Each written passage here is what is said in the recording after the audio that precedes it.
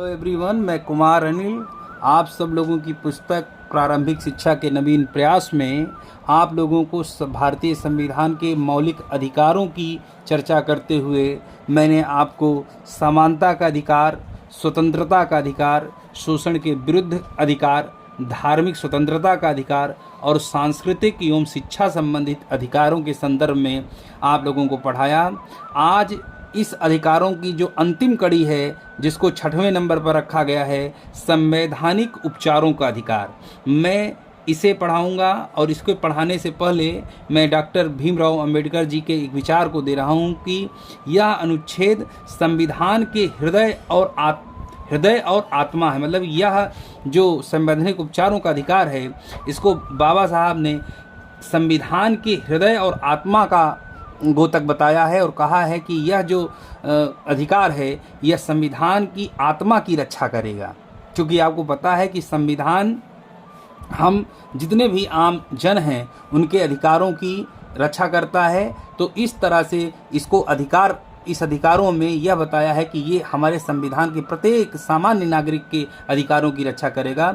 इसमें ये चूंकि टॉपिक बड़ा है, तो इसमें पहले आज हम बंदी प्रत्यक्षीकरण और परमादेश के बारे में पढ़ेंगे। तो चलिए बंदी प्रत्यक्षीकरण के संदर्भ में मैं आपको बताता हूँ कि बंदी प्रत्यक्षीकरण क्या कहती है और बंदी प्रत्यक्षीकरण को हम कैसे समझें। देखिए, बंदी प्रत्यक्षीकरण में शरीर को प्रस्तुत करो, इसका अर्थ है शरीर को प्रस्तुत करो, शरीर को प्रस्तुत करो। मैं शॉर्ट में ही लिख देता हूं, प्रस्तुत करो। तो यहां पर शरीर के प्रस्तुत करने की बात कही जाती है। अब काहे की शरीर प्रस्तुत करो? देखिए, इसमें व्यक्तिगत स्वतंत्रता के लिए यह बहुत ही महत्वपूर्ण है कि किसी भी व्यक्ति को बंदी बनाए जाने पर उसे मजिस्ट्रेट के सामने प्रस्तुत किया जाए, जिससे उसके गिरफ्तारी का वास्तविक कारण यानी वैध कारण अथवा अवैध कारण जाना जा सके। और अगर वह किसी अवैध कारणों के कारण उसको बंदी बनाया गया है तो उसे तुरंत मुक्ति दिलाई जा सके। इस उद्देश्य से संवैधानिक उपचारों में बंदी प्रत्यक्षीकरण का मामला है। यानी कि बंदी है तो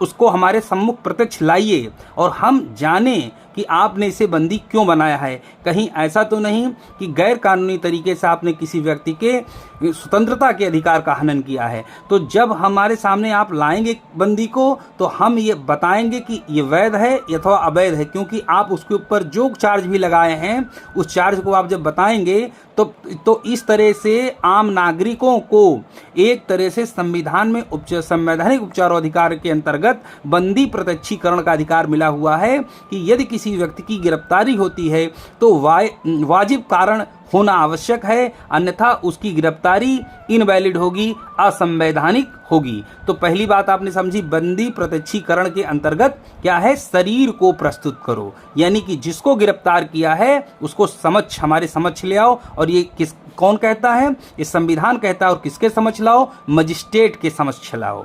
अगला है परमादेश। इस परमादेश को समझिए। देखिए, परमादेश में क्या है?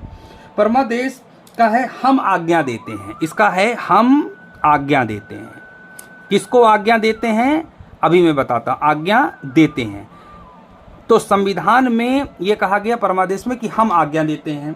तो आज्ञा देने का संदर्भ है, इसके अंतर्गत न्यायालय किसी भी संस्था, व्यक्ति या पदाधिकारी को सार्वजनिक कर्तव्य के पालन का आदेश दे सकता है। यह परमादेश उस समय जारी किया जाता है जब कोई पदाधिकारी अपने सार्वजनिक कर्तव्य का निर्वहन नहीं करता। तो अब आप समझिए, जैसे मान लीजिए कोई थानेदार है और वह थानेदार अपने कर्तव्य का निर्वहन नहीं कर रहा है, यानी कोई FIR लॉन्च नहीं कर रहा है या किसी को उसने जबरदस्ती परेशान कर रहा है, तो न्यायालय उसका जब संज्ञान लेता है तो वह आदेश देता है कि मैं आपको यह आदेश देता हूं कि आप ये काम करो।